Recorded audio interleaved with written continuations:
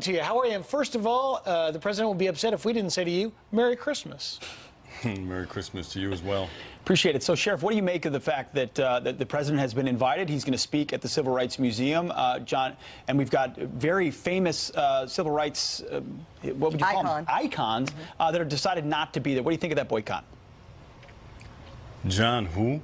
John Lewis. John Lewis, he was bloodied on the Selma Bridge, Sheriff, when he was trying to protest voting rights and organizing sit-ins and a variety of things on behalf of the black community. Are you going to let me talk, Ebony? Oh, well, John sorry, Lewis, I was just addressing your question. You asked who, so I was telling you a bit about John Lewis. You didn't let me finish. John Lewis has become one of the most irrelevant members of Congress. Have you taken, Ebony, a look at his congressional district, the high poverty, the high unemployment, the crime that goes on, the failing schools that have gone on in his district under his leadership? Look, nobody cares what John Lewis is doing. He's been reduced to being a caricature in that he has to pull a political stunt like this. He can't even honor the Civil Rights Museum opening. He has to pull a political stunt to get news coverage. That's how bad this is. Look, Donald Trump realizes that he's the president of all people. He also realizes that actions speak louder than words. So his showing up, I think, signals, and what these obstinate people are afraid of, that President Donald Trump is winning hearts and minds quietly and slowly throughout black America, as they are willing to give him a chance, as he asked during the campaign. So I think the event will be better off without those people there. Well, Sheriff, let me say this to you. For you to say that nobody cares about John Lewis is inaccurate, because I assure you that there are many people across this country that absolutely do care about him. As for your commentary on his political record as a congressman, I'm actually not even addressing that part, because this museum opening is about the civil rights of American citizens. So when it comes to his record on that, Sheriff Clarke, I think it's pretty undisputed.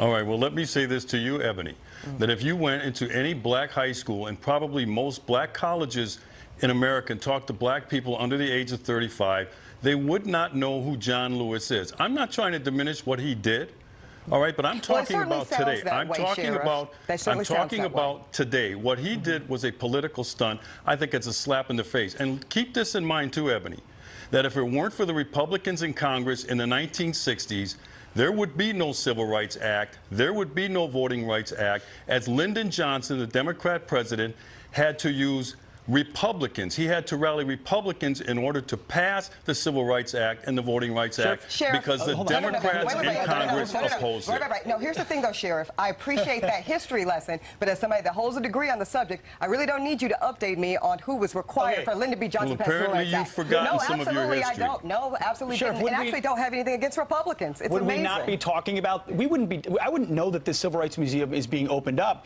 if this president had not agreed to accept an invitation to speech. Isn't he not shining a light on a very important museum as well? Exactly. He adds to the moment, and he's being responsible in doing so. Look, Donald Trump could care less about whether any of these people are showing up or what they think. He's going to do what's in the best interest of all Americans. And the right thing to do, the best thing to do, is to show up at this opening and just kind of ignore the fact that some people have chosen this to use as a platform to make a political statement. Okay, Sheriff, I got something that maybe you and Ebony will agree upon, and that is President Trump talking about keeping us safe. Take a listen. We're going to have safety, and we've got a lot more now. We're getting rid of the MS-13 animals. We're going to have safety again. Because America is more than just a place on a map. America is a nation. America is a family. America is ours to love and to cherish and to protect and to take care of, and that's what we're doing. We're going to take care of this country for our children and our grandchildren and our great-grandchildren, and we're not going to let people come into our country who are going to destroy our country. Sheriff, what's your reaction to those comments?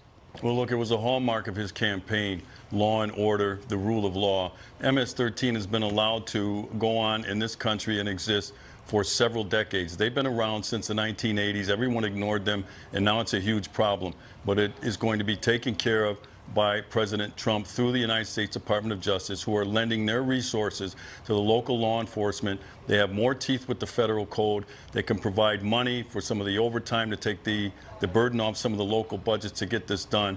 But he is going to rid this country of this evil gang, this very violent and vicious gang, MS-13. Yep, that's certainly what they are. Sheriff David, Thank you, David Sheriff. Clarke, thank you.